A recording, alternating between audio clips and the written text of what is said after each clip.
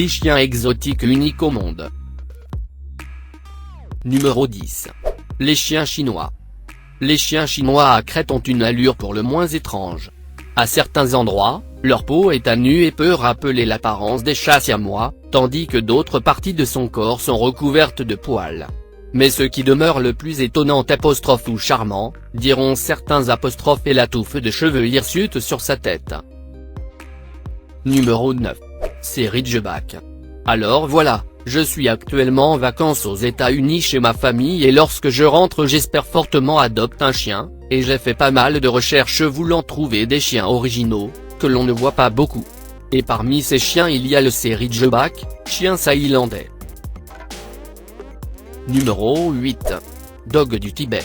Le dog du Tibet était traditionnellement utilisé par les bergers nomades de l'Himalaya, mais aussi comme chien de garde dans les monastères tibétains. Les premières traces historiques de la race remontent à l'Antiquité, puisqu'elle a été notamment mentionnée par Aristote. Marco Polo évoque également le dog du Tibet en décrivant ses périples asiatiques. Numéro 7. Chien Azawak. Particulièrement élancé et élégant, le lévrier de l'Azawak donne une impression générale de grande finesse. Son ossature et sa musculature transparaissent sous des tissus fins et secs. Ce lévrier se présente comme un longiligne dont le corps s'inscrit dans un rectangle à grand côté vertical. Numéro 6. Le Bedlington Terrier. Ce chien est gracieux, agile, sans trace de faiblesse ni manque de distinction. Il a la tête en forme de poire. Les yeux sont petits, foncés, enfoncés. Le corps est musclé, le rein très arqué, l'abdomen plutôt rentré, la construction rappelle beaucoup celle d'un lévrier, notamment parce que le whippet faisait partie de ses ancêtres. Numéro 5. Chien nu du Pérou. En plus de l'apparence et de la dentition de ce chien qui ne sont pas tout à fait harmonieuses, les courageux propriétaires du chien nu du Pérou doivent notamment appliquer de la crème solaire sur le corps de leur bête, démunie de poils et particulièrement sensible aux rayons du soleil. Numéro 4.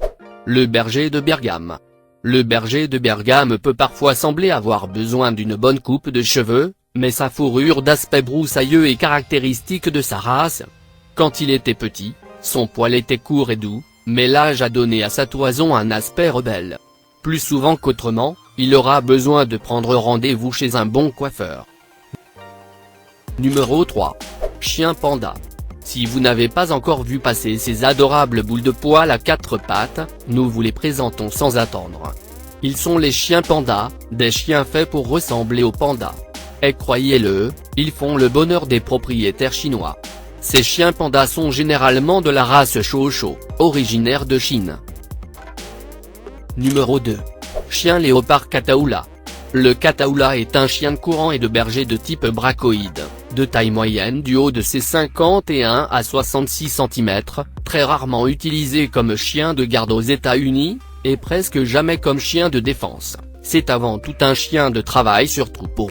Il existe deux variétés, le type étroit et maigre, et le type massif plutôt costaud. Numéro 1.